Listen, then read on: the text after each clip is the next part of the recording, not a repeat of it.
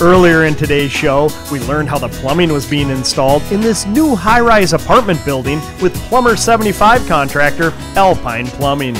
We saw the on-the-job coordination and heard why organized training is so important in a building trades career. We also stopped by a new chemistry lab that required a special plumbing system, and we saw some of the custom tools being used for installing the piping. Now let's finish up today's show at a revitalization project called One at the North End with Phil Aiello from the Mandel Group. Well, Phil, you must be very happy with the end result, at least in this phase of the construction process here at the North End complex. We are. We're very pleased. This was completed in 2008. It ended up being a very fast lease up for the Mandel Group. And again, it's all downtown revitalization, and the community as a whole must be very happy to see a company like yours is producing end results like this. And they are. As a matter of fact, the city of Milwaukee, when they did their downtown plan, they actually identified this piece of property as a catalyst site. Sure, and a little bit on the history of this. When you guys first purchased the property, this was an old tannery, wasn't it? It was an old tannery, and if anyone knows anything about tanneries, Milwaukee was actually the world's leading tanning city through I believe through the 1800s and through most of the 1900s. This particular tannery, the old Pfister and Vogel tannery, which was bought out by U.S. Leather, ended up going into bankruptcy. We bought it out of bankruptcy in October of 2001, and we've since been trying to revitalize it. It had a lot of environmental issues because of the tannery process. Sure, and moving forward, this is only phase one. I understand that there's a phase two? There is. Phase one was 83 apartments. We are actually adding 2 buildings on the same block. One will be 55 units, another one will be 100 units. They'll actually share a courtyard in the middle, and that should break ground on November 1st. Boy, that's going to be nice, again, for the community, for the residents in this area, for the city as a whole. And as your company produces beautiful structures like this and revitalizes a downtown, do you find that having a highly skilled, highly trained workforce is extremely beneficial? It is. Key for us is to, of course, keep our costs under control. They're tight deals, so keeping costs under control is important. But in addition to that, having a general contractor that can and make sure we stay on schedule, and then have subcontractors that are producing a quality product in that time frame, it's extremely important because at the end of the day, it's actually Mandel's reputation that's on the line here.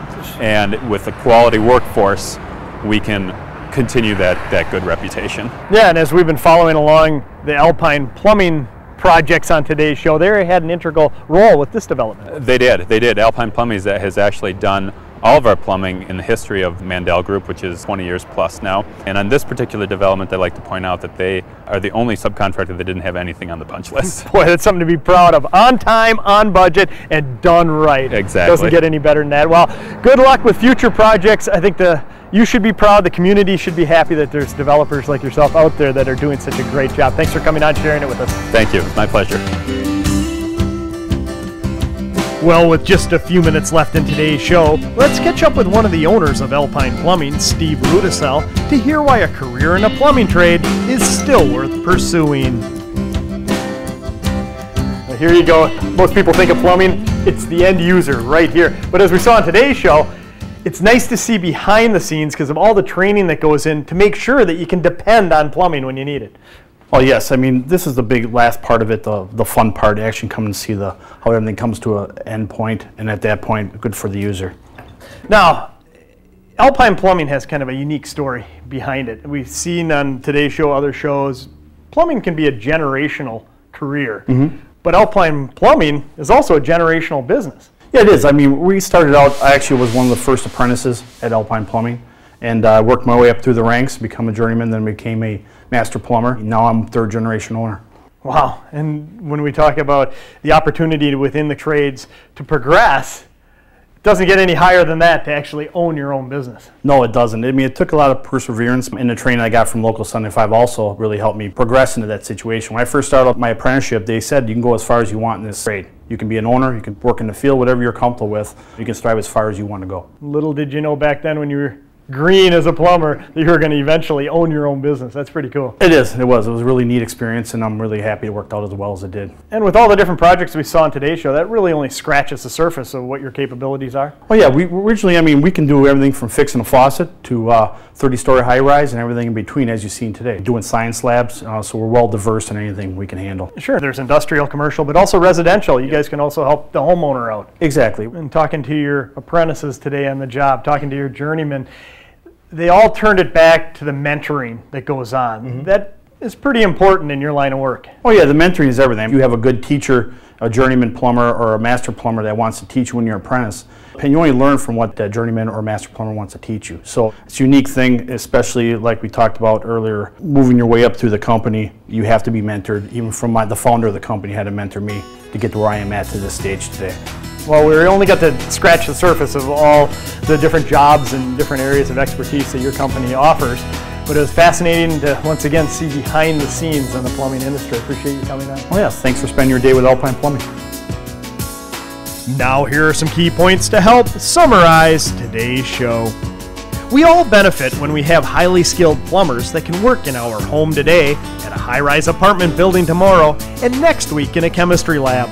Our quality of life starts with clean, safe water, and we depend on trained plumbers to deliver piping to our businesses, schools, hospitals, and homes.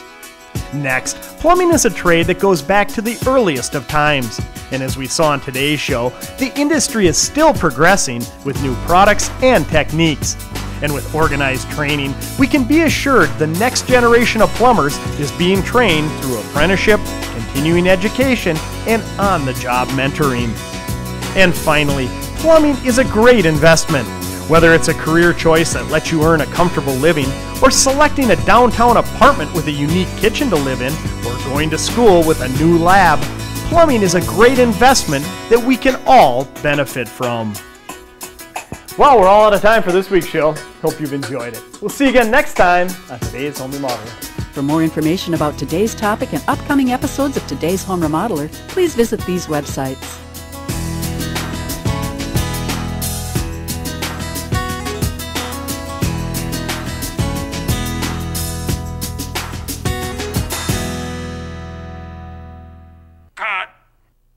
The preceding program was sponsored by the Today's Home Remodeler Television Network.